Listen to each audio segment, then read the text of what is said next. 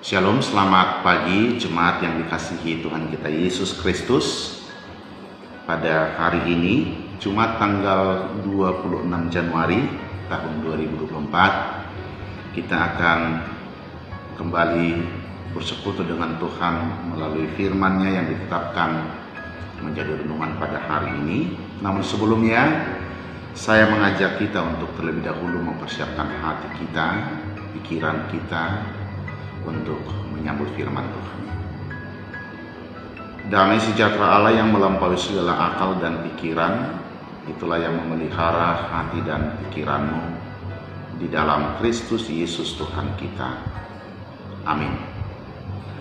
Saudara kekasih, firman Tuhan yang ditetapkan menjadi renungan pada hari ini tertulis dalam kitab Roma pasal 13 ayat 14 berbunyi demikian. Tetapi kenakanlah Tuhan Yesus Kristus sebagai perlengkapan senjata terang, dan janganlah merawat tubuhmu untuk memuaskan keinginannya. Dalam bahasa Watak Toba dikatakan, alai sulupu kamu ma Tuhan Yesus Kristus, jala unang ma sarihok kamu daging muna laho manungguli hisap-hisapna. Demikian pembacaan firman Tuhan.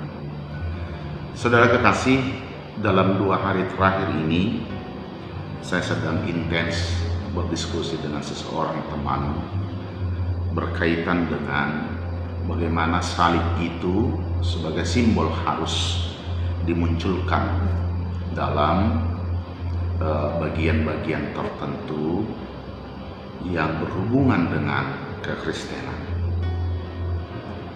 Sahabat saya mengkritik ada satu logo yang di sana memang salib itu tidak tampak secara jelas sebagaimana biasanya. Lalu dia mengkritik logo itu. Kenapa begini? Kenapa salibnya tidak ada? Lalu saya menimpali dengan apa yang saya pahami, bahwa memang salib menjadi salah satu logo menunjukkan kekristenan. Tetapi bukan berarti tanpa di sana kelihatan ada salib, bukan berarti bahwa di sana kekristenan tidak ada. Karena memang ini yang menjadi sering pergumulan kita bersama. Ada orang tertentu yang menggunakan ornamen-ornamen salib sebagai simbol untuk menunjukkan kekristenannya. Ada dalam bentuk mainan perhiasan, kalung, anting-anting, dan masih banyak lagi yang tentu Bapak Ibu Saudara-saudara sering melihat itu.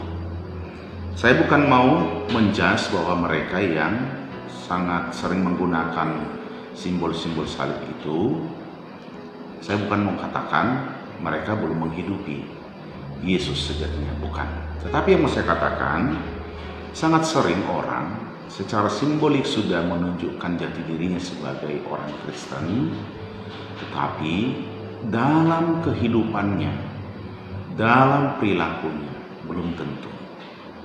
Maka melalui nats ini sangat jelas, Rasul Paulus menekankan bahwa Tuhan Yesus Kristus itu dia menjadi perlengkapan hidup kita. Bahkan dia katakan perlengkapan senjata terang. Artinya baik untuk menerangi hidup kita, bagaimana kita bersikap, bagaimana kita berperilaku. Tentu iman kita kepada Tuhan Yesus Kristus harus menjadi penuntun kita, harus menjadi penentu bagaimana kita bersikap. Itu poin yang pertama. Lalu poin yang kedua dikatakan, dan janganlah merawat tubuhmu untuk memuaskan keinginannya. Saudara kekasih, seolah-olah Rasul Paulus mengatakan bahwa iblis itu selalu bekerja dan dia sangat sering memperdaya kita, memperalat kita dengan segala keinginan-keinginan tubuh kita. Seolah-olah itu menjadi keinginan kita, kebutuhan kita, tanpa kita menyadari bahwa sesungguhnya kemauan atau keinginan si iblis lah yang sedang kita penuhi.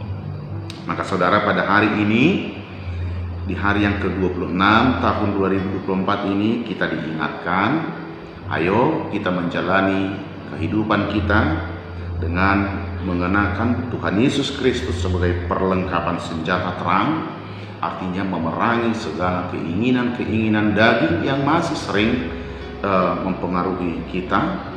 Sekaligus iman kita kepada Tuhan Yesus Kristus menjadi perlengkapan kita sebagai senjata kita untuk menaklukkan kuasa iblis di tengah-tengah dunia ini, termasuk yang selalu ingin memperdaya tubuh kita. Demikian firman Tuhan. Tuhan Yesus memberkati. Kita berdoa. Terima kasih ya Tuhan, ajarlah kami untuk senantiasa mengenakan Engkau dalam kehidupan kami, dengan kami selalu mengandalkan Engkau menjadi petunjuk hidup kami, bahkan menerangi kami dalam setiap tindakan kami dalam kehidupan kami. Jangan biarkan Tuhan tubuh kami, keinginan daging kami semata-mata hanya memuaskan keinginan si iblis, tetapi biarlah kami dengan tubuh kami yang fana ini, kami menyatakan bahwa kami telah Tuhan selamatkan. Hamba-Mu berdoa hari ini, berkatilah seluruh jemaat Tuhan se-Resort Surabaya ini di dalam melakukan pekerjaan-pekerjaan mereka. Anak-anak kami, pelajar yang sedang studi, Tuhan tolong mereka.